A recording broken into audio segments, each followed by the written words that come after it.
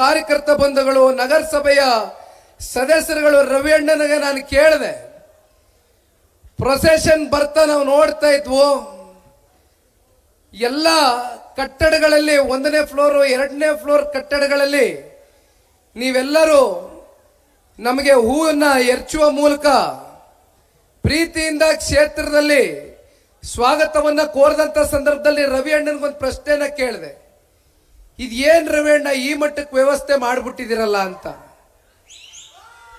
ಇಲ್ಲ ನಿಖಿಲ್ ಅವರೇ, ನಾನು ಏನೂ ಮಾಡಿಲ್ಲ, ನಾನು ಒಂದು ಕರೆ ಕೊಟ್ಟೆ ಅಷ್ಟೇ. ಇವತ್ತು ಇಷ್ಟು ಬೃಹತ್ ಸಂಖ್ಯೆಯಲ್ಲಿ ದೊಡ್ಡ ಮಟ್ಟದ ಯಶಸ್ಸನ್ನ ದೊರಕತಕ್ಕಂಥದಕ್ಕೆ ಪಕ್ಷದ ಕಾರ್ಯಕರ್ತರು, ಅಭಿಮಾನಿಗಳು, ಮುಖಂಡರು, ನಗರಸಭೆ ಸದಸ್ಯರು ಎಲ್ಲರೂ ಕೂಡ ಅವರೇ ಸ್ವಯಂ ಪ್ರೇರಿತರಾಗಿ ಇವೆಲ್ಲವೂ ಕೂಡ ಮಾಡ್ಕೊಂಡಿದ್ದಾರೆ. ನಾನು ಅವ್ರಿಗೆ ಏನು ಹೇಳಿಲ್ಲ ಅಂತಕ್ಕಂಥದ್ನ ರವಿ ಅಣ್ಣ ಅವರು ಹೇಳ್ತಾ ಇದ್ರು. ರವಿ ಅಣ್ಣ ಅವ್ರನ್ನ ಕಳೆದ ವಿಧಾನಸಭಾ ಚುನಾವಣೆಯ ಸಂದರ್ಭದಲ್ಲಿ ನಿಮ್ಮೆಲ್ಲರ ಪ್ರೀತಿ ವಾತ್ಸಲ್ಯದಿಂದ 17,000 ಅಂತರದಿಂದ ಅವರಿಗೆ ಗೆಲುವನ್ನು ತಂದುಕೊಟ್ಟಿದ್ದೀರಿ. ಜನತಾದಳ ಪಕ್ಷ ಒಂದು ರೈತರ ಪಕ್ಷ ಅಂತಕ್ಕಂಥದಕ್ಕೆ ಶಿಡ್ಲಘಟ್ಟ ತಾಲೂಕಿನಲ್ಲಿ ಒಂದು ಉದಾಹರಣೆ. ಸನ್ಮಾನ್ಯ ದೇವೇಗೌಡರು ಸಾಹೇಬರು ರವಿ ಅಣ್ಣನ ಬಹಳ ಮನಸ್ಸಿಗೆ ಹಚ್ಕೊಂಡಿದ್ದಾರೆ. ಅದೇ ರೀತಿ ರವಿ ಅಣ್ಣ ಅವ್ರು ನಮ್ಮ ಕುಟುಂಬದಲ್ಲಿ ಹುಟ್ಟದೆ ಹೋಗಿರ್ಬೋದಷ್ಟೇ, ಅವ್ರು ನಮ್ಮ ಕುಟುಂಬದಲ್ಲಿ ಜನಿಸದೆ ಹೋಗಿರ್ಬೋದಷ್ಟೇ, ಆದ್ರೆ ದೇವೇಗೌಡರು ಅಂದ್ರೆ ಅವರ ಹೃದಯದಲ್ಲಿ ದೇವರ ತರ ಪೂಜಿಸ್ತಾರೆ. ನೀವು ನೋಡಿರ್ಬೋದು, ಇವತ್ತು ನಿಮ್ಮೆಲ್ಲರ ಮುಂದೆ ಈ ಕಾರ್ಯಕ್ರಮ ಪ್ರಾರಂಭ ಆಗ್ಲಿಕ್ಕಿಂತ ಮುಂಚಿತವಾಗಿ ಸನ್ಮಾನ್ಯ ದೇವೇಗೌಡರು ಸಾಹೇಬರನ್ನ ನಿಮ್ ಕಣ್ಣು ಮುಂದೆ ಆ ಎವಿ ಮೂಲಕ ಎಲ್ಲವನ್ನ ಪ್ರದರ್ಶನೆಯನ್ನ ಇಟ್ಟರು. ರವಿ ಅಣ್ಣನ ನಾವು ಕೂಡ ಕ್ಷೇತ್ರದಲ್ಲಿ ಅವ್ರು ಯಾವ ರೀತಿ ಜನರ ಪರವಾಗಿ ಸ್ಪಂದಿಸ್ತಾರೆ ಅಂತಕ್ಕಂಥದನ್ನ ಬಹಳ ಹತ್ತಿರದಿಂದ ಕಂಡಿದ್ದೇನೆ. ಮನುಷ್ಯ ಮನೆ ಮುಂದೆ ಚೇರ್ ಹಾಕೊಂಡು ಕುಂತ್ಕೊಬಿಟ್ರೆ ಯಾರ ಕಷ್ಟ ಅಂತ ಬಂದ್ರು ಬರಿಗೈಯಲ್ಲಿ ಕಳಿಸ್ತಕ್ಕಂಥ ವ್ಯಕ್ತಿತ್ವ ರವಿ ಅಣ್ಣಂದಲ್ಲ. ಅದಕ್ಕೊಂದು ಸಣ್ಣ ಉದಾಹರಣೆ, ಇವತ್ತು ವೇದಿಕೆ ಮೇಲೆ ಒಂದು ಹೆಣ್ಣು ಮಗಳು, ಆಕೆ ಬಹುಶಃ ಸ್ವಲ್ಪ ಸ್ವಾಧೀನ ಕಳ್ಕೊಂಡಂಗಿತ್ತು. ಆ ಹೆಣ್ಣು ಮಗಳಿಗೆ ಸಮಾಜದಲ್ಲಿ ನಾನು ಮುಂದೆ ಬರಬೇಕು, ನನಗೆ ಭಗವಂತ ಎಲ್ಲವೂ ಸರಿಯಾಗಿ ಕೊಡದೆ ಹೋದ್ರೂ ಕೂಡ ನನಗೆ ಒಳಗಡೆ ಒಂದು ಏನಾದ್ರೂ ಛಲವನ್ನ ಸಾಧಿಸಬೇಕು ಅಂತಕ್ಕಂಥ ಮನಸ್ಸಿನಲ್ಲಿ ಆ ಹೆಣ್ಣು ಮಗಳು ಇಟ್ಕೊಂಡೇನು ಹೊರಟಿದ್ದೆ. ಆ ಹೆಣ್ಣು ಮಕ್ಕಳನ್ನ ಗುರುತಿಸ್ತಕ್ಕಂಥ ಕೆಲಸ ರವಿ ಅಣ್ಣವರ ಹೃದಯ ವೈಶಲ್ಯತೆ ಇವತ್ತು ಹೆಣ್ಮಕ್ಳಿಗೆ ಒಂದು ಲ್ಯಾಪ್ಟಾಪ್ ನ ಗಿಫ್ಟ್ ಮಾಡಿದ್ದಾರೆ. ಇವೆಲ್ಲವನ್ನ ನೋಡಿದಾಗ ಮೆಕ್ಯಾನಿಕ್ಸ್ ಕಂಪ್ನಿಯವರು, ಧನ್ಯವಾದ ಅಣ್ಣ, ಧನ್ಯವಾದ, ಥ್ಯಾಂಕ್ ಯು. ಭಗವಂತ ನಿಮ್ಗೆ ಒಳ್ಳೇದು ಮಾಡಲಿ. ಇನ್ನೂ ಹಲವಾರು ಜನ ಮಕ್ಕಳಿಗೆ ಈ ರೀತಿ ನಿಮ್ಮ ಕಡೆಯಿಂದ ಸಹಕಾರವನ್ನು ಕೊಡ್ತಕ್ಕಂಥ ಶಕ್ತಿ ತಾಯಿ ಚಾಮುಂಡೇಶ್ವರಿ ತುಂಬಲಣ್ಣ, ತುಂಬಾ ಧನ್ಯವಾದ. ಆದರೆ ಇದಕ್ಕೆಲ್ಲ ಮೂಲ ಪುರುಷರು ರವಿ ಅಣ್ಣ ಅವರು.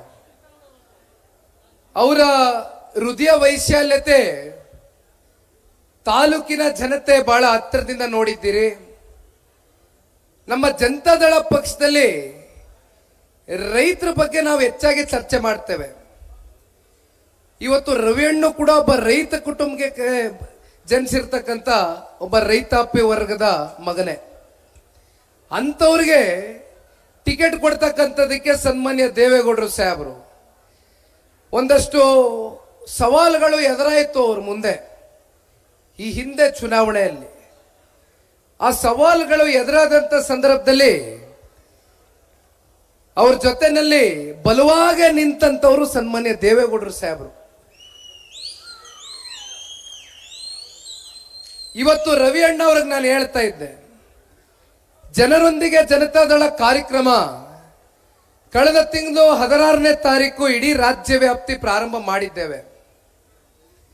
ಅನೇಕ ಜಿಲ್ಲೆಗಳಿಗೆ, ಹಲವಾರು ತಾಲೂಕುಗಳಿಗೆ ಪಕ್ಷವನ್ನ ಸಂಘಟಿಸಬೇಕು, ಪಕ್ಷದ ಕಾರ್ಯಕರ್ತ ಬಂಧುಗಳನ್ನ ನಿಮ್ಮ ಜೊತೆಯಲ್ಲಿ ಒಂದು ಸಂಪರ್ಕವನ್ನ ಒಟ್ಕೊಳ್ಬೇಕು, ಒಂದು ಸಂಬಂಧವನ್ನ ಬೆಳೆಸಬೇಕು, ನಿಮ್ಮ ಕಷ್ಟವನ್ನ ಆಲಿಸಬೇಕು ಅಂತಕ್ಕಂಥ ನಿಟ್ಟಿನಲ್ಲಿ ಪ್ರಾಮಾಣಿಕವಾಗಿ ಇವತ್ತು ಮೆಂಬರ್ಶಿಪ್ ಡ್ರೈವ್ ಕ್ಯಾಂಪೇನ್ ಮೂಲಕ ಜನರೊಂದಿಗೆ ಜನತಾದಳ ಬಹಳ ಯಶಸ್ವಿಯಾಗಿ ಸಾಗ್ತಾ ಇದೆ.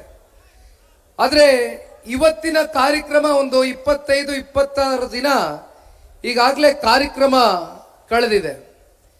ಇವತ್ತಿನ ಕಾರ್ಯಕ್ರಮ ರವಿ ಅಣ್ಣ ಅವರ ನೇತೃತ್ವದಲ್ಲಿ ನಡೀತಾ ಇರತಕ್ಕಂಥ ಶಿಡ್ಲಘಟ್ಟೆಯ ಎಲ್ಲ ನಮ್ಮ ಕಾರ್ಯಕರ್ತ ಬಂಧುಗಳ ಕಾರ್ಯಕ್ರಮ ಇವತ್ತೇನಿದೆ, ಇಡೀ ರಾಜ್ಯದಲ್ಲಿ ಇವತ್ತು ಜನತಾದಳ ಪಕ್ಷಕ್ಕೆ, ಜನತಾದಳ ಅಭ್ಯರ್ಥಿಗಳಿಗೆ, ಜನತಾದಳ ಕಾರ್ಯಕರ್ತ ಬಂಧುಗಳಿಗೆ ಒಂದು ಸಂದೇಶವನ್ನ ಕೊಟ್ಟಿದ್ದಾರೆ. ಆ ಸಂದೇಶ ಏನಪ್ಪ ಅಂದ್ರೆ,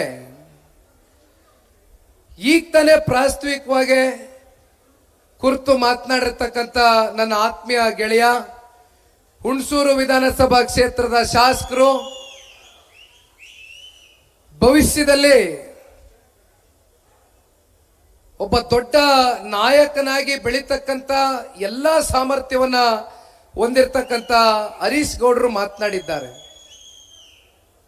ಮತ್ತೊಬ್ಬರು ನನ್ನ ಆತ್ಮೀಯ ಗೆಳೆಯ, ಮುಳಬಾಗಿಲು ತಾಲೂಕಿನ ಸಮೃದ್ಧಿ ಮಂಜಣ್ಣ ಅವರು ಕೂಡ ಮಾತನಾಡಿ, ಇವತ್ತು ಭಾನುವಾರ ಇದೆ, ಕಾರ್ಯಕ್ರಮ ಕೊಟ್ಟಿದ್ದೇನೆ, ದಯಮಾಡಿ ನೀವು ಬೇಸರ ಮಾಡ್ಕೊಳ್ಳಲ್ಲ ಅಂತಕ್ಕಂಥದ್ದಾದ್ರೆ ನಾನು ಹೊರಡಬಹುದಾ ಅಂದ್ರು.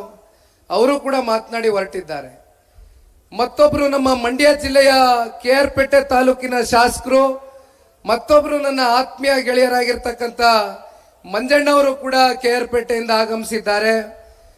ಮತ್ತೊಬ್ರು ಹಾಸನ್ ಜಿಲ್ಲೆಯ ಹಾಸನ್ ಕೇಂದ್ರದ ತಾಲೂಕಿನ ಶಾಸಕರಾಗಿರ್ತಕ್ಕಂಥ ಸ್ವರೂಪಣ್ಣವರು ಕೂಡ ಇದ್ದಾರೆ. ಅವರೆಲ್ಲರೂ ಬಹಳ ದೂರದಿಂದ ಇವತ್ತು ಬಂದಿದ್ದಾರೆ. ಅಷ್ಟೇ ಅಲ್ಲ, ನಾಗಮಂಗಲ ಕ್ಷೇತ್ರದ ಮಾಜಿ ಶಾಸಕರು, ಹಿರೀಕರಾಗಿರ್ತಕ್ಕಂಥ ಸುರೇಶ್ ಅಣ್ಣವರು ಬಂದಿದ್ದಾರೆ. ಮತ್ತೆ ಕೋಲಾರಿನ ಶ್ರೀನಾಥ್ ರವರು ಇದ್ದಾರೆ.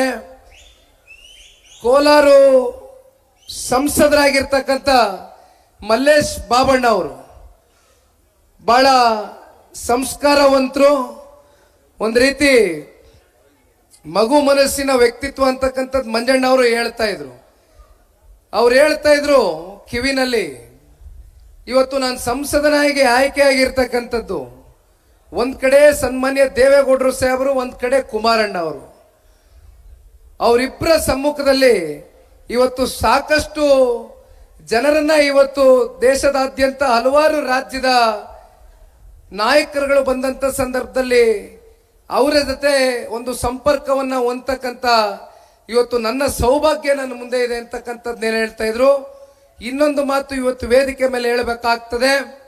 ಮಲ್ಲೇಶ್ ಬಾಬಣ್ಣ ಅವರು ಬಹುಶಃ ಜನತಾದಳ ಪಕ್ಷದ ಅತ್ಯಂತ ಪ್ರಾಮಾಣಿಕರಲ್ಲಿ ಒಬ್ರು, ಅಂತ ಒಬ್ರು ಸದಸ್ಯರು, ಸಂಸದರನ್ನ ಇವತ್ತು ನಾವು ಪಡಿತಕ್ಕಂಥದಕ್ಕೆ ಜನತಾದಳ ಪಕ್ಷದ ಕಾರ್ಯಕರ್ತರು ಕೂಡ ಬಹಳ ಖುಷಿಯನ್ನ ಪಟ್ಟಿರ್ತಕ್ಕಂಥದ್ದು. ಮತ್ತೊಬ್ರು ಹಿರಿಯಕರು, ವಿಧಾನ ಪರಿಷತ್ನ ಸದಸ್ಯರಾಗಿರ್ತಕ್ಕಂಥ ಗೋವಿಂದರಾಜಣ್ಣ ಅವರು ಯಾವುದೇ ಚುನಾವಣೆ ಬರಲಿ, ಅದು ಸಂಸತ್ ಚುನಾವಣೆ ಇರಲಿ, ಸ್ಥಳೀಯ ಚುನಾವಣೆಗಳಿರಲಿ, ಎಲ್ಲ ಚುನಾವಣೆಗಳಲ್ಲೂ ಮುಂಚೂಣಿಯಲ್ಲಿ ಪಕ್ಷವನ್ನ ಕಟ್ತೇನೆ, ಮುಂಚೂಣಿಯಲ್ಲಿ ನಿಂತು ಯಾರಾದ್ರೂ ಒಂದು ಸ್ವಲ್ಪ ಯಾಕೋ ಮನೆ ಬಿಟ್ಟು ಆಚೆ ಬರ್ತಾ ಇಲ್ಲ ಅಂದ್ರೆ ಎಲ್ಲರನ್ನು ಬಡ್ದು ಎಪ್ಪಿಸ್ಕೊಂಡು ಹೋಗ್ತಕ್ಕಂಥ ಗುಣ ಗೋವಿಂದರಾಜಣ್ಣ ಅವ್ರನಲ್ಲಿ ನಾವು ಕಾಣಬಹುದು. ಮತ್ತೊಬ್ರು ಹಿರೀಕರು, ಸನ್ಮಾನ್ಯ ದೇವೇಗೌಡರು ಸಾಹೇಬ್ರ ಜೊತೆ ನಾನು ಹುಟ್ಟಕ್ಕಿಂತ ಮುಂಚಿತವಾಗಿ ಬಹುಶಃ 40-45 ವರ್ಷದ ದೀರ್ಘಕಾಲದ ಸಂಬಂಧ. ಸನ್ಮಾನ್ಯ ದೇವೇಗೌಡರು ಸಾಹೇಬರು ಈ ದೇಶದ ಪ್ರಧಾನಮಂತ್ರಿಗಳಾದಂಥ ಸಂದರ್ಭದಲ್ಲಿ ಅವ್ರ ಜೊತೆ PM ಆಫೀಸ್ನಲ್ಲಿ ಕೆಲಸ ಮಾಡಿರ್ತಕ್ಕಂಥದ್ದು ಅಷ್ಟೇ ಅಲ್ಲ, ಇವತ್ತು ಪಕ್ಷದ ಸಂಘಟನೆ ಇರ್ಬೋದು, ಪಕ್ಷದ ಪದಾಧಿಕಾರಿಗಳ ಜೊತೆ ಒಂದು ಸಂಪರ್ಕವನ್ನ ಇಟ್ಕೊಳ್ತಕ್ಕಂಥದ್ದು ಇರ್ಬೋದು, ಜೊತೆಯಲ್ಲಿ ಪಕ್ಷವನ್ನ ಕಟ್ತಕ್ಕಂಥ ಪ್ರಾಮಾಣಿಕ ಕೆಲಸಕ್ಕೆ ಪ್ರಮುಖವಾದಂಥ ಪಾತ್ರವನ್ನ ವಹಿಸ್ತಾ ಇರ್ತಕ್ಕಂಥದ್ದು ನಮ್ಮ ತಿಪ್ಪೇಸ್ವಾಮಣ್ಣವರು ಕೂಡ ಈ ವೇದಿಕೆ ಮೇಲೆ ಆಸೀನರಾಗಿದ್ದಾರೆ. ಮತ್ತೊಬ್ರು ಡಾಕ್ಟರ್ ರೋಷನ್ ಅಬ್ಬಾಸ್ ಅವರು, ಮೈನಾರಿಟಿಯ ರಾಜ್ಯ ಘಟಕದ ಮುಂಚೂಣಿ ನಾಯಕರು. ಮತ್ತೆ ನಮ್ಮ ಮಾಲೂರಿನ ರಾಮೇಗೌಡರು ಮತ್ತೆ ಒಕ್ಲೇರಿ ರಾಮಣ್ಣ ಅವರು, ಹರೀಶ್ ರವರು ಇತ್ತೀಚೆಗೆ ಕೋಮುಲ್ನ ನಿರ್ದೇಶಕರಾಗಿ ಆಯ್ಕೆಯಾಗಿರ್ತಕ್ಕಂಥದ್ದು ಹರೀಶ್ ಅವರು. ಹಾಗೂ ಯಾರ್ದಾದ್ರೂ ಹೆಸರು ಬಿಟ್ಟಿದ್ರೆ ದಯಮಾಡಿ ಕ್ಷಮೆ ಇರಲಣ್ಣ, ಯಾಕೆಂದ್ರೆ ಇಲ್ಲಿ ದೊಡ್ಡ ಸೈನ್ಯನೇ ಕೂರಿಸೋರೆ ಇವತ್ತು ನಮ್ಮ ರವಿ ಅಣ್ಣ. ಏನ್ ಸಣ್ಣ ಪುಟ್ಟ ಸೈನ್ಯ ಅಲ್ಲ, ಇದು ಬಹಳ ದೊಡ್ಡ ಮಟ್ಟದಲ್ಲೇ ಇವತ್ತು ಎಲ್ಲ ಪಕ್ಷದ ನಿಷ್ಠಾವಂತ ಬೇರುಗಳು ಇವತ್ತು. ಆಮೇಲೆ ನಮ್ಮ ಚೌಡ್ರೆಡ್ಡಣ್ಣ, ಚೌಡ್ರೆಡ್ಡಣ್ಣನಿಗೆ ಬೇಗ ಯಾವ್ದಾದ್ರು ಹೆಣ್ಣು ಹುಡುಕಿ ಮದುವೆ ಮಾಡಬೇಕು, ಇನ್ನೂ ಮದುವೆ ಆಗಿಲ್ಲ. ನಾನು ಯಾವಾಗ್ಲೂ ಬ್ಯಾಚುಲರ್ ಅಂತ ಇರ್ತೀನಿ ಪ್ರೀತಿಯಿಂದ. ಮಾಜಿ ವಿಧಾನ ಪರಿಷತ್ನ ಸದಸ್ಯರು ಚೌಡ್ರೆಡ್ಡಣ್ಣ ಅವರವರೇ, ಇವತ್ತಿನ ಈ ಕಾರ್ಯಕ್ರಮ ರಾಜ್ಯಾದ್ಯಂತ ಎಲ್ಲ ಬಹುತೇಕ ನನ್ನ ಶಾಸಕ ಮಿತ್ರರು ರವಿ ಅಣ್ಣನ ಪ್ರೀತಿಯ ಕರೆಗೆ ಬಂದು ಇವತ್ತೇನು ಸೇರಿದ್ದಾರೆ, ಅವರ ಮನದಾಳದ ಮುಕ್ತವಾದಂತ ಮಾತುಗಳ ಮೂಲಕ ಇವತ್ತು ರಾಜ್ಯಕ್ಕೆ ಒಂದು ಸ್ಪಷ್ಟವಾದಂತ ಒಂದು ಸಂದೇಶವನ್ನ ಕೊಟ್ಟಿದ್ದಾರೆ. ಜನತಾದಳ ಪಕ್ಷದಲ್ಲಿ ಸನ್ಮಾನ್ಯ ದೇವೇಗೌಡರು ಸಾಹೇಬರು, ಸನ್ಮಾನ್ಯ ಕುಮಾರಣ್ಣ ಅವರು ಇವತ್ತೇನು ನೆಟ್ಟಿರ್ತಕ್ಕಂಥ ಬೀಜ ಇದೆ ಅದು ಅಂತಿಂತ ಬೀಜ ಅಲ್ಲ, ಬಹಳ ಗಟ್ಟಿಯಾಗಿ ನೆಲೆ ಊರ್ತಕ್ಕಂಥ ಎಲ್ಲ ನಮ್ಮ ಶಾಸಕ ಮಿತ್ರರು ಇವತ್ತು ಬಂದಿದ್ದಾರೆ.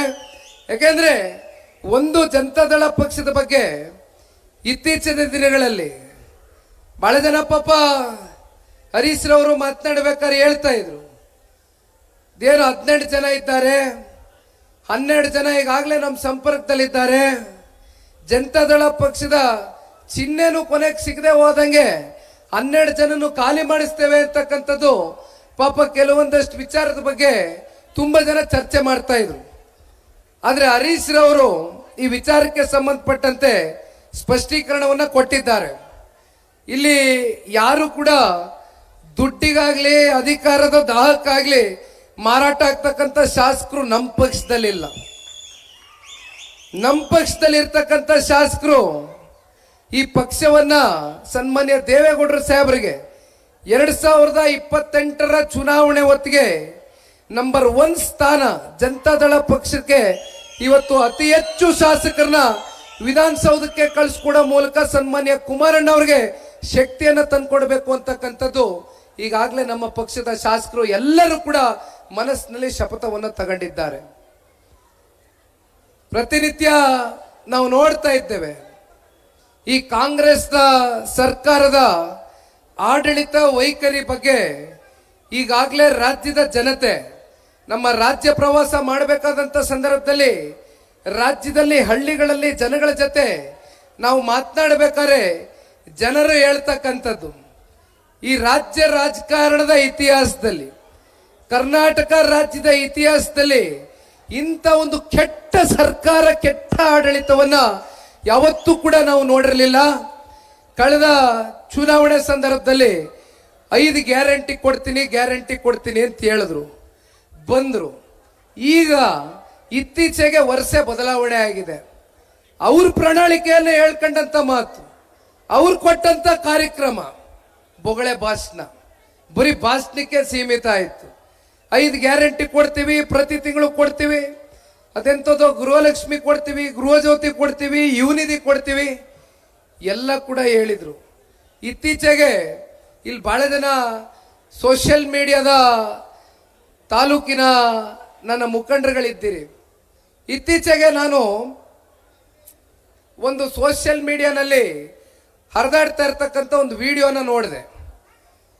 ಈಗೇನಾಗ್ಬಿಟ್ಟಿದೆ, ಮಾಧ್ಯಮ ಜಾಲತಾಣ, ನಮ್ಮ ಸಾಮಾಜಿಕ ಜಾಲತಾಣ ಇವತ್ತು ಎಷ್ಟು ವೇಗದಲ್ಲಿ ಜನಗಳಿಗೆ ಸುದ್ದಿಯನ್ನು ತಲುಪಿಸುತ್ತೆ ಅನ್ನೋದಕ್ಕೆ ಉದಾಹರಣೆ ನಮ್ಮ ರಾಜ್ಯದ ಉಪಮುಖ್ಯಮಂತ್ರಿಗಳು ಪೆನ್ನು ಪೇಪರ್ ನಾಯಕರು.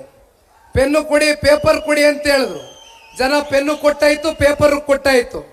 ಅದು ಯಾತಕ್ಕೆ ಬಳಕೆ ಮಾಡ್ತಾ ಇದ್ದಾನೆ ಆ ಭಗವಂತನೇ ಬಲ್ಲ. ಹೀಗಿದ್ದಾಗ ಒಂದು ಬಿಫೋರ್ ಆಫ್ಟರ್ ವಿಡಿಯೋ ಕಟ್ ಮಾಡಿದ್ರಿ ಯಾರೋ, ನಾವು ಹೇಳಿರೋದಲ್ಲ, ಗೌರವಾನ್ವಿತ ನಮ್ಮ ರಾಜ್ಯದ ಉಪಮುಖ್ಯಮಂತ್ರಿಗಳು ಹೇಳಿರ್ತಕ್ಕಂಥ ಹೇಳಿಕೆ. ಇದೇ ತರ ಒಂದು ದೊಡ್ಡ ಸಾರ್ವಜನಿಕ ಬೃಹತ್ ಸಮಾವೇಶದಲ್ಲಿ ಚರ್ಚೆ ಮಾಡಿರ್ತಕ್ಕಂಥ ಮಾತು ಏನಂತ ಹೇಳ್ತಾರೆ, ಪ್ರತಿ ತಿಂಗಳು ಚಾಚು ತಪ್ಪದಿರ ನಾವು ಕೊಟ್ಟಂತ ಮಾತನ್ನ ಉಳಿಸ್ಕೊಳ್ತೇವೆ. 2,000 ರೂಪಾಯಿ ನಮ್ಮ ಹೆಣ್ಮಕ್ಳು ಖಾತೆಗೆ ಜಮಾ ಮಾಡ್ತೇವೆ. ದುಡ್ಡನ್ನ ಎಲ್ಲಾ ಗ್ಯಾರಂಟಿಗಳು ಸಮರ್ಪಕವಾಗಿ ಪ್ರತಿ ತಿಂಗಳು ಕೊಡ್ತೇವೆ ಅಂತಕ್ಕಂಥದ್ದನ್ನ ಮಾನ್ಯ ಉಪಮುಖ್ಯಮಂತ್ರಿಗಳು ಹೇಳಿರ್ತಕ್ಕಂಥದ್ದು ಒಂದು ವಿಡಿಯೋ. ಕಟ್ ಮಾಡಿದ್ರೆ 4-5 ತಿಂಗಳ ನಂತರ ನಾನು ಯಾವಾಗ ಹೇಳಿದೆ ಹಂಗೆ ಜನದ ಮೇಲೆ ಈಗ ತೆರಿಗೆ ಹಾಕಿದೀವಿ, ಕುಡಿಯೋ ಗಾಳಿ ಸೇವಿಸೋ ಗಾಳಿಗೆ ಒಂದು ಬಿಟ್ಟು ಇನ್ನೆಲ್ಲಾದ್ರ ಮೇಲೂ ತೆರಿಗೆ ಬಡ್ದು ಬಿಟ್ಟಿದೀವಿ ಜನಕ್ಕೆ. ಜನ ಯಾವಾಗ ತೆರಿಗೆ ಕಟ್ತಾರೋ ಆ ತೆರಿಗೆ ದುಡ್ಡಲ್ಲಿ ಗ್ಯಾರಂಟಿಗಳು ಯಾವಾಗ ಆಗುತ್ತೋ ಅವಾಗ ಕೊಡ್ತೀವಿ ಅಂತ ಹೇಳ್ತಾರೆ. ಬಿಫೋರ್ ಆಫ್ಟರ್ ವಿಡಿಯೋ ನಾವು ಹೇಳಿರ್ತಕ್ಕಂಥದ್ದಲ್ಲ, ಉಪಮುಖ್ಯಮಂತ್ರಿಗಳು. ಈಗ ಪಾಪ ಇತ್ತೀಚೆಗೆ ಡೆಲ್ಲಿಗೆ ಹೋಗಿ ಕೂತಿದ್ರು. ಡೆಲ್ಲಿಗೆ ಯಾಕೆ ಹೋಗಿ ಕೂತಿದ್ರು? ಏನ್ ರಾಜ್ಯದ ಸಮಗ್ರ ಅಭಿವೃದ್ಧಿ ದೃಷ್ಟಿಯಿಂದ ಚರ್ಚೆ ಮಾಡ್ಲಿಕ್ಕೆ ಹೋಗಿದ್ರಾ ಮುಖ್ಯಮಂತ್ರಿಗಳು, ಉಪಮುಖ್ಯಮಂತ್ರಿಗಳು, ಅವ್ರ ಸಚಿವ ಸಂಪುಟ? ಇಲ್ಲಿ ಏನಾಗಿದೆ ಅಂದ್ರೆ ಕಳೆದ 2 ವರ್ಷದಿಂದ ಒಬ್ರು ತನ್ನ ಮುಖ್ಯಮಂತ್ರಿಯ ಕುರ್ಚಿಯನ್ನ ಭದ್ರಪಡಿಸ್ಕೊಳ್ಬೇಕು, ಮತ್ತೊಬ್ರು ಉಪಮುಖ್ಯಮಂತ್ರಿಯಲ್ಲಿ ಕುರ್ಚಿಯಲ್ಲಿ ಕೂತಿರ್ತಕ್ಕಂಥ ವ್ಯಕ್ತಿ ಮುಖ್ಯಮಂತ್ರಿ ಕುರ್ಚಿ ಮೇಲೆ ಕಣ್ಣಿಟ್ಟಿರ್ತಕ್ಕಂಥದ್ದು, ಮತ್ತೊಬ್ರು ಉಪಮುಖ್ಯಮಂತ್ರಿಗಳು ಮುಖ್ಯಮಂತ್ರಿಗಳೇನಾದ್ರೂ ಆದ್ರೆ ಮತ್ತೆ ಕಾಂಗ್ರೆಸ್ನ ಅಧ್ಯಕ್ಷರ ಸ್ಥಾನ ಖಾಲಿ ಆಗ್ತದೆ, ಆ ಕುರ್ಚಿ ಮೇಲೆ ಕಣ್ಣಿಟ್ಟಿರ್ತಕ್ಕಂಥದ್ದು. ಒಟ್ಟಾರೆಯಾಗಿ ಎಲ್ಲರೂ ಸೇರಿ ಬರೀ ಕುರ್ಚಿ ಮೇಲೆ ಕಣ್ಣಿಟ್ಟವ್ರು ಬಿಟ್ರೆ ಈ ರಾಜ್ಯದ ಸಮಗ್ರ ಅಭಿವೃದ್ಧಿಯ ದೃಷ್ಟಿಯಿಂದ ಯಾರು ಕೂಡ ಕಿಂಚಿತ್ತು ಚಿಂತನೆ ಮಾಡ್ತಾ ಇರ್ತಕ್ಕಂಥದ್ದು ಈ ಸರ್ಕಾರದಲ್ಲಿ ನಾವು ನೋಡ್ತಾ ಇಲ್ಲ. ಇವತ್ತು ಯಾರೋ ಹೇಳ್ತಾ ಇದ್ರು, ರವಿ ಅಣ್ಣ ಅದ್ ಹೆಂಗ್ ವರ್ಕ್ಸ್ ತಗ ಬಂದೆ ನೀನು, ನನಗೂ ಹೇಳ್ಕೊಡುವಂತ ಬಹುಶಃ ಹರೀಶ್ ರವರು ಮಾತಾಡ್ಬೇಕಾದ್ರೆ ಹೇಳ್ತಾ ಇದ್ರು. ಹೆಂಗ್ ತಗ ಬಂದಣ್ಣ?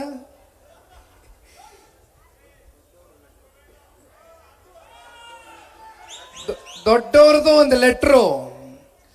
ಮತ್ತೆ ಈಗ ಸರ್ಕಾರದಲ್ಲಿ ಹೆಂಗಾಗ್ಬಿಟ್ಟಿದೆ ಅಂದ್ರೆ ಪಾಪ ಕಾಂಗ್ರೆಸ್ನ ಕೆಲವೊಂದಷ್ಟು ಸ್ವಪಕ್ಷದ ಶಾಸಕರು ಅಸಹಾಯಕತೆಯನ್ನ ಹೊರಗಾಕಿದ್ರು.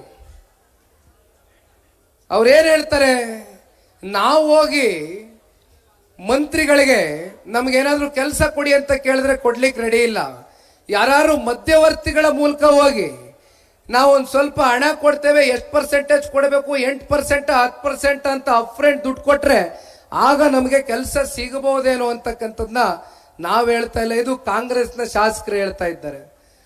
ಬಹುಶಃ ಇಂಥ ಹೀನಾಯ ಸ್ಥಿತಿಗೆ ಇವತ್ತು ಕರ್ನಾಟಕ ರಾಜ್ಯವನ್ನ ನಡೆಸ್ತಾ ಇರ್ತಕ್ಕಂಥ ಕಾಂಗ್ರೆಸ್ಸು ತಲುಪಿದೆ ಅಂತಕ್ಕಂಥದ್ದಾದ್ರೆ ನಿಜಕ್ಕೂ ಇವತ್ತು ಈ ದೇಶದ ಈ ನಮ್ಮ ರಾಜ್ಯದ ಮುಖ್ಯಮಂತ್ರಿಗಳೇ ಹೇಳ್ತಾರೆ 4.5 ಲಕ್ಷ ದೊಡ್ಡ ಪ್ರಮಾಣದ ಬಡ್ಜೆಟ್ನ ನಾವು ಈ ರಾಜ್ಯಕ್ಕೆ ಕೊಟ್ಟಿದ್ದೇವೆ ಅಂತ.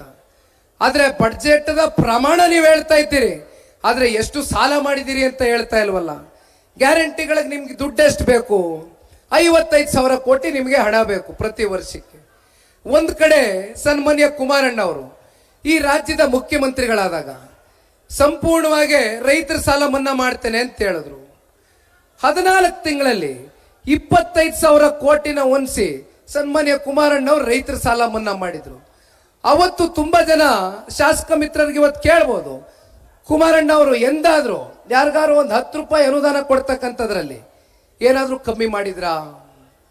ರಾಜ್ಯ ವೇಗವಾಗಿ ಅಭಿವೃದ್ಧಿನೂ ಕಾಣ್ತಾ ಇತ್ತು. ಕುಮಾರಣ್ಣ ಕೊಟ್ಟಂತ ರೈತರ ಪರವಾಗಿ ಮಾತನ್ನ ಉಳಿಸ್ಕೊಂಡ್ರು. ಅದೇ ಕುಮಾರಣ್ಣ ಅವ್ರನ್ನ ಇವತ್ತು ರಾಜ್ಯದ ಜನತೆ ಕಳೆದ ಸಂಸತ್ ಚುನಾವಣೆಯಲ್ಲಿ ಸನ್ಮಾನ್ಯ ಕುಮಾರಣ್ಣ ಅವರು ಇಲ್ಲಿಂದ ರಾಜ್ಯ ಬಿಟ್ಟು ಕೇಂದ್ರಕ್ಕೆ ಹೋಗಬೇಕು ಅಂತಕ್ಕಂಥದ್ದು ಯಾರು ಕೂಡ ಮನಸ್ಸಿನಲ್ಲಿ ಇಟ್ಕೊಂಡಿರಲಿಲ್ಲ. ಆದ್ರೆ ಅವತ್ತಿನ ಸನ್ನಿವೇಶ ಸಂದರ್ಭ ಪಕ್ಷವನ್ನ ಉಳಿಸಬೇಕಾಗಿತ್ತು. ಜೊತೆಯಲ್ಲಿ ದೆಹಲಿಯ ಕೇಂದ್ರದ ನಾಯಕರು ಇಲ್ಲ ಸನ್ಮಾನ್ಯ ಕುಮಾರಣ್ಣ ಅವರು ಸಂಸತ್ ಚುನಾವಣೆಗೆ ನಿಂತ್ರೆ ವಿಶೇಷವಾಗಿ ಹಳೆ ಮೈಸೂರು ಪ್ರಾಂತ್ಯದಲ್ಲಿ ಒಂದು ದೊಡ್ಡ ಮಟ್ಟದ ಒಂದು ಅಲೆ NDA ಅಭ್ಯರ್ಥಿಗಳ ಪರವಾಗಿ ಸೃಷ್ಟಿಯಾಗ್ತಕ್ಕಂಥದಕ್ಕೆ ಒಂದು ಒಳ್ಳೆ ವಾತಾವರಣ ಸೃಷ್ಟಿಯಾಗ್ತದೆ. ನೀವು ಸಂಸತ್ ಚುನಾವಣೆಗೆ ನಿಂತ್ಕೋಬೇಕು ಅಂತಕ್ಕಂಥ ಡೈರೆಕ್ಷನ್ಸು ಶ್ರೀ ನರೇಂದ್ರ ಮೋದಿಜಿಯವರು ಮತ್ತೆ ಶ್ರೀ ಅಮಿತ್ ಶಾಜಿ ಅವರು ಸನ್ಮಾನ್ಯ ಕುಮಾರಣ್ಣ ಅವ್ರಿಗೆ ಹೇಳ್ತಾರೆ. ಸಂಸತ್ ಚುನಾವಣೆಯಲ್ಲಿ 19 ಜನ ಸಂಸದರನ್ನ 28 ಜನ ಸಂಸದರಲ್ಲಿ 19 ಜನ ಸಂಸದರನ್ನ ಈ ರಾಜ್ಯದ ಜನತೆ ಜೊತೆಯಲ್ಲಿ ನಮ್ಮ ಪಕ್ಷದ ಹಾಗೂ ಭಾರತೀಯ ಜನತಾ ಪಾರ್ಟಿಯ ಕಾರ್ಯಕರ್ತ ಬಂಧುಗಳು ನಿಮ್ಮೆಲ್ಲರ ದುಡಿಮೆ ನಿಮ್ಮೆಲ್ಲರ ಶ್ರಮದಿಂದ ರಾಜ್ಯದ ಜನತೆಯ ಅವರ ಒಂದು ಪ್ರೀತಿ ವಾತ್ಸಲ್ಯದಿಂದ 19 ಜನ ಸಂಸದರನ್ನ ಇವತ್ತು ದೆಹಲಿಗೆ ಶ್ರೀ ನರೇಂದ್ರ ಮೋದಿಜಿ ಅವರಿಗೆ ಕೊಡುಗೆಯಾಗಿ ಕೊಟ್ಟಿದ್ದೀರಿ. ಅದರಲ್ಲಿ ಸನ್ಮಾನ್ಯ ಕುಮಾರಣ್ಣ ಅವರು ಕೇಂದ್ರದಲ್ಲಿ ಬೃಹತ್ ಕೈಗಾರಿಕೆ ಮತ್ತೆ ಉಕ್ಕಿನ ಸಚಿವರಾಗಿ ಇವತ್ತು ಕೆಲಸವನ್ನ ಏನ್ ಮಾಡ್ತಾ ಇದ್ದಾರೆ. ಹರೀಶ್ ಅವರು ಮತ್ತೊಂದು ಮಾತನಾಡಬೇಕಾದ್ರೆ ಹೇಳ್ತಾ ಇದ್ರು, ಇವತ್ತು ಅವರು ಕೈಗಾರಿಕೆ ಉಕ್ಕು ಸಚಿವರಾಗಿದ್ದೇನೆ, ನನ್ನ ವ್ಯಾಪ್ತಿ ಬಿಟ್ಟು ನಾನು ಬೇರೆ ಯಾಕೆ ಚಿಂತನೆ ಮಾಡಬೇಕು ಅಂತಕ್ಕಂಥದ್ದಿಲ್ಲ ಅವ್ರ ತಲೆಯಲ್ಲಿ. ಇವತ್ತು ಜನತಾದಳ ಪಕ್ಷ ಹುಟ್ಟಿರ್ತಕ್ಕಂಥದ್ದೇ ರೈತ ಪರವಾದಂತ ಒಂದು ಹೋರಾಟದ ಹಿನ್ನೆಲೆಯಲ್ಲಿ ಅದನ್ನ ಅನೇಕ ಸಂದರ್ಭದಲ್ಲಿ ನಾವು ಸಾಬೀತು ಮಾಡಿದ್ದೇವೆ. ಮೈಸೂರಿನ ತಂಬಾಕು ಬೆಳೆಗಾರರು ರೈತರು ಕೆಲವು ತಾಲೂಕುಗಳಲ್ಲಿ ತಂಬಾಕುವನ್ನು ಬೆಳೀತಾರೆ. ಅವರು ಸಂಕಷ್ಟದಲ್ಲಿ ಇದ್ದಂತ ಸಂದರ್ಭದಲ್ಲಿ ಅವರು ಬೆಳೆದಂತ ಬೆಳೆಗಳು ಒಂದು ಬೆಂಬಲ ಬೆಲೆವನ್ನ ಕೊಡ್ತಕ್ಕಂಥದ್ದಷ್ಟೇ ಅಲ್ಲ, ಅದನ್ನ ಸಂಪೂರ್ಣ ಖರೀದಿ ಮಾಡ್ತಕ್ಕಂಥದಕ್ಕೆ ಆದೇಶವನ್ನ ಹೊಡಿಸ್ತಕ್ಕಂಥದಕ್ಕೆ ಸನ್ಮಾನ್ಯ ಕುಮಾರಣ್ಣ ಅವರು ತಗೊಂಡಂತ ಅವತ್ತಿನ ನವದೆಹಲಿಯಲ್ಲಿ ನಿರ್ಧಾರ ಏನಿತ್ತು, ಅಲ್ಲಿ ರೈತರ ನಿಯೋಗ ಬಂದಿತ್ತು. ಆ ರೈತರ ನಿಯೋಗದಲ್ಲಿ ಬಂದಂತವರು ಬಹಳ ಜನ ವಕೀಲರಿದ್ರು, ವಿದ್ಯಾವಂತರಿದ್ರು. ಅವರೊಂದು ಮಾತನ್ನು ಹೇಳಿದ್ರು, ನಾವು ಪ್ರತಿ ವರ್ಷ ಕೂಡ ತಂಬಾಕು ಬೆಳೆಗಾರರು ಇದೇ ಸಂಕಷ್ಟಕ್ಕೆ ಒಳಗಾಗ್ತೇವೆ. ಆದ್ರೆ ಈ ಬಾರಿ ನಮ್ಮ ಪುಣ್ಯಕ್ಕೆ ಸನ್ಮಾನ್ಯ ಕುಮಾರಣ್ಣ ಅವರು ಕೇಂದ್ರದ ಸಚಿವರಾಗಿದ್ದಾರೆ. ಇಷ್ಟು ನಮ್ಮನ್ನ ಗೌರವಿತವಾಗಿ ಬಹಳ ಹತ್ತಿರದಿಂದ ಮಂತ್ರಿಗಳ ಜೊತೆ ಭೇಟಿಯನ್ನ ಮಾಡಿಸಿ ನಮ್ಮ ತಂಬಾಕುವನ್ನ ಖರೀದಿ ಮಾಡ್ತಕ್ಕಂಥದಕ್ಕೆ ಆದೇಶವನ್ನ ಹೊರಡಿಸಿರ್ತಕ್ಕಂಥದ್ದು ನಿಜಕ್ಕೂ ಕೂಡ ಒಬ್ಬ ರೈತನ ಮಗ ಇವತ್ತು ದೇಶದಲ್ಲಿ ಶ್ರೀ ನರೇಂದ್ರ ಮೋದಿಜಿ ಅವ್ರ ಜೊತೆ ಅವ್ರ ಕ್ಯಾಬಿನೆಟ್ ನಲ್ಲಿ ಆಡಳಿತ ನಡೆಸಿದ್ರೆ ಇವರು ರೈತರಿಗೆ ಎಷ್ಟು ಶಕ್ತಿ ತಂದ್ಕೊಡ್ತದೆ ಅಂತಕ್ಕಂಥದ್ದು ಅದನ್ನ ಅವರು ಸ್ಮರಿಸ್ಕೊಳ್ತಾ ಇದ್ರು. ಈ ರೀತಿ ಸನ್ಮಾನ್ಯ ಕುಮಾರಣ್ಣ ಅವರು ಇಲ್ಲೂ ಕೂಡ ಶ್ರೀನಿವಾಸಪುರಕ್ಕೆ ಮೊನ್ನೆ ಹೋಗಿದ್ದೆ. ಶ್ರೀನಿವಾಸಪುರದಲ್ಲಿ ಅತಿ ಹೆಚ್ಚು ಮಾವು ಬೆಳೆಗಾರರಿದ್ದಾರೆ. ಎಲ್ಲಿ ನೋಡಿದ್ರು ಕೂಡ ಬೆಳೆದಿರ್ತಕ್ಕಂಥ ಮಾವು ಬೆಂಬಲ ಬೆಲೆ ಸಿಕ್ಕಿಲ್ಲ, ಖರೀದಿ ಆಗಿಲ್ಲ. ರೈತರು ಆಕ್ರೋಶ ಭರಿತರಾಗಿ ಎಲ್ಲ ಕಡೆ ಮಾವನ್ನ ಚೆಲ್ಲಿದ್ರು. ಸನ್ಮಾನ್ಯ ಕುಮಾರಣ್ಣ ಅವರ ಹತ್ರ ಮಾವು ಬೆಳೆಗಾರರು ಒಂದು ನಿಯೋಗ ಹೋಗುತ್ತೆ. ಅವ್ರ ಗಮನಕ್ಕೆ ಬಂದಂತ ಸಂದರ್ಭದಲ್ಲಿ ಕೃಷಿ ಸಚಿವರು ಶ್ರೀ ಶಿವರಾಜ್ ಸಿಂಗ್ ಚೌಹಾಣ್ ಅವರಿಗೆ ಒಂದು ಪತ್ರವನ್ನ ಬರೀತಾರೆ, ಒಂದು ಮನವಿಯನ್ನ ಮಾಡ್ತಾರೆ. ಮಾವು ಬೆಳೆಗಾರರು ಬೆಳೆದಿರ್ತಕ್ಕಂಥ ಮಾವನ್ನ ಒಂದು 2.5 ಲಕ್ಷ ಮೆಟ್ರಿಕ್ ಟನ್ ಅಷ್ಟು ಕೇಂದ್ರ ಸರ್ಕಾರದಿಂದ ಇವತ್ತು ರಾಜ್ಯ ಸರ್ಕಾರ ಯಾವುದೇ ಸ್ಪಂದನೆ ಕೊಡ್ತಾ ಇಲ್ಲ, ದಯವಿಟ್ಟು ನೀವು ಖರೀದಿ ಮಾಡಬೇಕು ಅಂತಕ್ಕಂಥದ್ರ ಬಗ್ಗೆ ಸನ್ಮಾನ್ಯ ಕುಮಾರಣ್ಣ ಅವರೇನು ಪತ್ರವನ್ನ ಬರೀತಾರೆ ಕೇಂದ್ರದ ಕೃಷಿ ಸಚಿವರಿಗೆ. ಅದಕ್ಕೆ ಸಕಾರಾತ್ಮಕವಾಗಿ ಕೇಂದ್ರ ಸರ್ಕಾರದಿಂದ ಕೂಡ ಸ್ಪಂದನೆ ಸಿಗುತ್ತೆ. ಆದ್ರೆ ಇವತ್ತು ರಾಜ್ಯ ಸರ್ಕಾರ ಯಾವ ರೀತಿ ನಡ್ಕೊಳ್ತಾ ಇದೆ, ರೈತರನ್ನ ಯಾವ ರೀತಿ ನೋಡ್ತಾ ಇದ್ದಾರೆ. ಇವತ್ತು ನಮ್ಮ ನಾಡಿನ ಹೆಣ್ಮಕ್ಳು ಇವತ್ತು ಪಾಪ ಮಾತೆತ್ತಿದ್ರೆ 2,000 ರೂಪಾಯಿ ಕೊಡ್ತಾ ಇದ್ದೇವೆ. 2,000 ರೂಪಾಯಿ ಕೊಡೋದ್ರಿಂದ ಮಹಿಳೆಯರ ಸಬಲೀಕರಣ ಆಗುತ್ತೆ ಅಂತಕ್ಕಂಥದ್ರ ಬಗ್ಗೆ ಚರ್ಚೆ ಮಾಡ್ತೀರಿ. ನಿಜವಾದ ಸಬಲೀಕರಣ ಮಹಿಳೆಯರಿಗೆ ತಂದ್ಕೊಟ್ಟಿರ್ತಕ್ಕಂಥ ವ್ಯಕ್ತಿ ಯಾರಾದ್ರೂ ಇದ್ರೆ ಅದು ಸನ್ಮಾನ್ಯ ದೇವೇಗೌಡರು ಸಾಹೇಬರು. ಸ್ಥಳೀಯ ಚುನಾವಣೆಗಳಲ್ಲಿ ಹೆಣ್ಣು ಮಕ್ಕಳಿಗೆ ವಿಶೇಷವಾಗಿ 50% ಮೀಸಲಾತಿಯನ್ನ ಚುನಾವಣೆಗಳಲ್ಲಿ ಸ್ಪರ್ಧೆ ಮಾಡ್ತಕ್ಕಂಥದಕ್ಕೆ ಶಕ್ತಿಯನ್ನ ತಂದ್ಕೊಟ್ಟಿದ್ದು ಸನ್ಮಾನ್ಯ ದೇವೇಗೌಡರು ಸಾಹೇಬರು. ಅಷ್ಟೇ ಅಲ್ಲ, ಅವರು ಪ್ರಧಾನ ಮಂತ್ರಿಗಳಾಗಿದ್ದಾಗ ಸನ್ಮಾನ್ಯ ದೇವೇಗೌಡರು ಸಾಹೇಬರು 33% ಇವತ್ತೇನು ಮುಂದಿನ ಭವಿಷ್ಯದಲ್ಲಿ ಹೆಣ್ಣು ಮಕ್ಕಳಿಗೆ 33% ರಿಸರ್ವೇಶನ್ ನಮ್ಮ ಶಾಸಕ ಸ್ಥಾನಕ್ಕೆ ಇರ್ಬೋದು, ಸಂಸತ್ ಸ್ಥಾನಕ್ಕೆ ಇರ್ಬೋದು, ಚುನಾವಣೆಯನ್ನ ನಿಂತ್ಕೊಳ್ತಕ್ಕಂಥದಕ್ಕೆ ಸನ್ಮಾನ್ಯ ದೇವೇಗೌಡರು ಸಾಹೇಬರು ಅವತ್ತೇನು ಹೋರಾಟವನ್ನ ಕೈಗೆತ್ಕೊಂಡಿದ್ರು, ಅವತ್ತು ರಾಜ್ಯಸಭೆಯಲ್ಲಿ ಬಿಲ್ ಕ್ಲಿಯರ್ ಮಾಡಿದ್ರು. ಆದ್ರೆ ಅವ್ರಿಗೆ ಪಾರ್ಲಿಮೆಂಟ್ ಅಲ್ಲಿ ಲೋಕಸಭೆನಲ್ಲಿ ನಂಬರ್ಸ್ ಇಲ್ಲದೆ ಇದ್ದಿದ್ದ ಕಾರಣ ಬಿಲ್ ಬಿದೋಯ್ತು. ಅವರ ಕನಸನ್ನ ನನ್ಸು ಮಾಡಿರ್ತಕ್ಕಂಥದ್ದು ನಮ್ಮ ದೇಶದ ಗೌರವಾನ್ವಿತ ಪ್ರಧಾನ ಮಂತ್ರಿಗಳು ಶ್ರೀ ನರೇಂದ್ರ ಮೋದಿಜಿ ಅವರು. ಸಾಕಷ್ಟು ವಿಚಾರಗಳು ಇವತ್ತು ನಮ್ಮ ಕಣ್ಣು ಮುಂದೆ ಇದೆ. ಒಟ್ಟಾರೆಯಾಗಿ ಇವತ್ತು ಜನತಾದಳ ಪಕ್ಷವನ್ನ ಮುಂದಿನ ಗ್ರಾಮ ಪಂಚಾಯಿತಿ, ಜಿಲ್ಲಾ ಪಂಚಾಯಿತಿ, ತಾಲೂಕ್ ಪಂಚಾಯಿತಿ ಚುನಾವಣೆಗಳಲ್ಲಿ ನಿಮ್ಮೆಲ್ಲರ ಚುನಾವಣೆ ಆಗಿರ್ತಕ್ಕಂಥ ಹಿನ್ನೆಲೆಯಲ್ಲಿ ಇವತ್ತು ನಾವು ಎದುರುಗಡೆ ಬಂದು ನಿಂತಿದ್ದೇವೆ. ಇನ್ನು 3 ವರ್ಷ ಇದೆ ಚುನಾವಣೆಗೆ, ಇಷ್ಟು ಬೇಗ ಯಾತಕ್ಕೋಸ್ಕರ ಈ ಕಾರ್ಯಕ್ರಮವನ್ನು ಹಮ್ಮಿಕೊಂಡಿದೀವಿ ಅಂತಕ್ಕಂಥ ಯಕ್ಷ ಪ್ರಶ್ನೆ ನಿಮ್ಮ ಮನಸ್ಸುಗಳಲ್ಲಿ ಕಾಡಬಹುದು. ಮುಂದಿನ ವಿಧಾನಸಭಾ ಚುನಾವಣೆ ಇನ್ನು 3 ವರ್ಷ ಇದೆ. ಆದ್ರೆ ಈಗ ನಾವು ಎದುರು ನೋಡ್ತಾ ಇರ್ತಕ್ಕಂಥದ್ದು ಕಾರ್ಯಕರ್ತರ ಚುನಾವಣೆ, ಅದು ನಿಮ್ಮ ಚುನಾವಣೆ. ಗ್ರಾಮ ಪಂಚಾಯಿತಿ ZP TP ಚುನಾವಣೆಗಳನ್ನ ಅತಿ ಶೀಘ್ರದಲ್ಲೇ ನಾವೇನು ಎದುರು ನೋಡ್ತಾ ಇದ್ದೇವೆ. ಇವತ್ತು ನಿಮಗೆ ಶಕ್ತಿಯನ್ನು ತಂದ್ಕೊಡ್ಬೇಕಾಗ್ತದೆ. ಇವತ್ತು ನಿಮ್ಮ ಮೂಲಕ ಮುಂದಿನ ದಿನಗಳಲ್ಲಿ 2028ಕ್ಕೆ ಈಗಾಗಲೇ ರಾಜ್ಯದ ಉದ್ದಗಲಕ್ಕೂ ಒಂದು ಚರ್ಚೆ ಪ್ರಾರಂಭ ಆಗಿದೆ. ದೇಶಕ್ಕೆ ನರೇಂದ್ರ ಮೋದಿಜಿಯವರ ನಾಯಕತ್ವ, ರಾಜ್ಯಕ್ಕೆ ಕುಮಾರಣ್ಣ ಅವರ ನಾಯಕತ್ವ, ಶಿಡ್ಲಘಟ್ಟಕ್ಕೆ ರವಿ ಅಣ್ಣವರು ಮತ್ತೊಮ್ಮೆ ಶಾಸಕರಾಗಿ ಆಯ್ಕೆ ಆಗ್ತಕ್ಕಂಥದ್ದನ್ನ ಬಹುಶಃ ಭವಿಷ್ಯದಲ್ಲಿ ನಾವೆಲ್ಲರೂ ಕಾಣಬಹುದು. ಈಗಾಗಲೇ ಸಮಯ ತುಂಬಾ ಹೊತ್ತಾಗೋಗಿದೆ, 3 ಗಂಟೆ ಮೇಲೆ ಕಳೆದೋಗಿದೆ. ಬೆಳಗಿನಿಂದ 11:30ಯಿಂದ ಇಲ್ಲಿಯವರೆಗೂ ರವಿ ಅಣ್ಣವರು ಬರ್ತಕ್ಕಂಥ ತಾಲೂಕಿನ ಜನತೆ ಯಾರು ಕೂಡ ಹಸ್ಕೊಂಡು ಮನೆಗೆ ಹೋಗ್ಬಾರ್ದು, ಎಲ್ಲರಿಗೂ ಪ್ರೀತಿಯಿಂದ ಹೊಟ್ಟೆ ತುಂಬ ಊಟವನ್ನ ಹಾಕಬೇಕು ಅಂತಕ್ಕಂಥ ನಿಟ್ಟಿನಲ್ಲಿ ಪ್ರಾಮಾಣಿಕವಾಗಿ ಇವತ್ತು ರವಿ ಅಣ್ಣವ್ರು ನನಗಲ್ಲಿ ಕೂತ್ಕೊಂಡು ಹೇಳ್ತಾ ಇದ್ರು, ನಾನು ಅದೆಷ್ಟೋ 10,000 ಜನಕ್ಕೂ 15,000 ಜನಕ್ಕೂ ಅಡಿಗೆ ಮಾಡಿಸಿದ್ದೀನಿ, ಖಾಲಿ ಆದಂಗಿದೆ, 1 ನಿಮಿಷ ಹೋಗಿ ಬರ್ತೀನಿ ಅಂದ್ರು. ನೋಡಿ, ನಮ್ಮ ರವಿ ಅಣ್ಣವ್ರ ಪ್ರೀತಿಯಿಂದ ಊಟ ಹಾಕ್ಲಿಕ್ಕೆ ಕರೀತಾರೆ ಅಂದ್ರೆ ತಾಲೂಕಿನ ಜನತೆ ನಿರೀಕ್ಷೆಗೂ ಮೀರಿ ಇವತ್ತು ರವಿ ಅಣ್ಣ ಅವ್ರ ಮೇಲೆ ಇಟ್ಟಿರ್ತಕ್ಕಂಥ ಪ್ರೀತಿ ಅಭಿಮಾನ ಯಾವ ರೀತಿ ತೋರಿಸ್ತಾ ಇದೀರಿ ಅಂತಕ್ಕಂಥದ್ನ ನಾವು ಬಹಳ ಹತ್ತಿರದಿಂದ ಬಲ್ಲೆ ಅಣ್ಣ.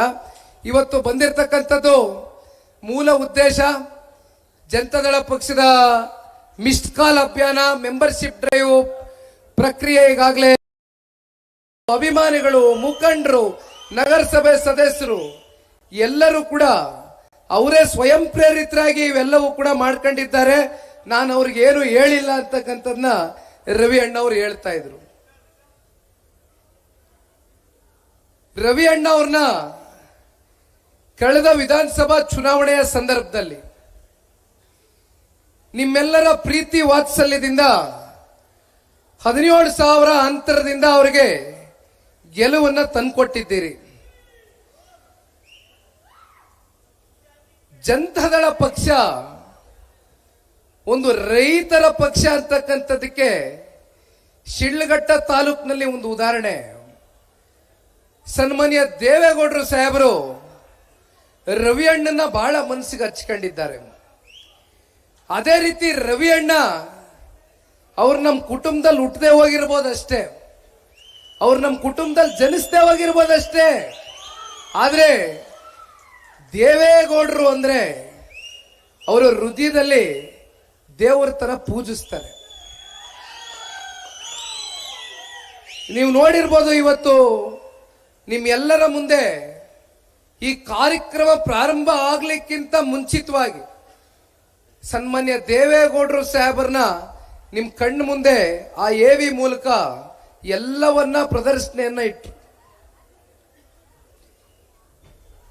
ರವಿ ಅಣ್ಣನ ನಾವು ಕೂಡ ಕ್ಷೇತ್ರದಲ್ಲಿ ಅವ್ರು ಯಾವ ರೀತಿ ಜನರ ಪರವಾಗಿ ಸ್ಪಂದಿಸ್ತಾರೆ ಅಂತಕ್ಕಂಥದನ್ನ ಬಹಳ ಹತ್ತಿರದಿಂದ ಕಂಡಿದ್ದೇನೆ. ಮನುಷ್ಯ ಮನೆ ಮುಂದೆ ಚೇರ್ ಹಾಕೊಂಡು ಕುಂತ್ಕೊಬಿಟ್ರೆ ಯಾರ ಕಷ್ಟ ಅಂತ ಬಂದ್ರು ಬರಿಗೈಯಲ್ಲಿ ಕಳಿಸ್ತಕ್ಕಂಥ ವ್ಯಕ್ತಿತ್ವ ರವಿ ಅಣ್ಣಂದಲ್ಲ. ಅದಕ್ಕೊಂದು ಸಣ್ಣ ಉದಾಹರಣೆ,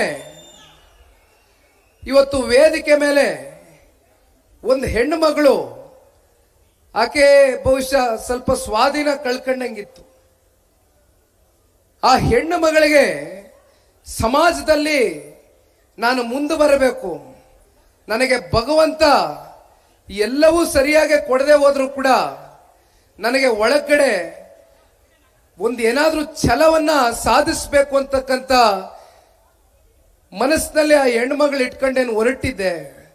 ಆ ಹೆಣ್ಣು ಮಕ್ಕಳನ್ನ ಗುರುತಿಸ್ತಕ್ಕಂಥ ಕೆಲಸ ರವಿ ಅಣ್ಣವರ ಹೃದಯ ವೈಶಲ್ಯತೆ ಇವತ್ತು ಹೆಣ್ಮಕ್ಳಿಗೆ ಒಂದು ಲ್ಯಾಪ್ಟಾಪ್ ನ ಗಿಫ್ಟ್ ಮಾಡಿದ್ದಾರೆ.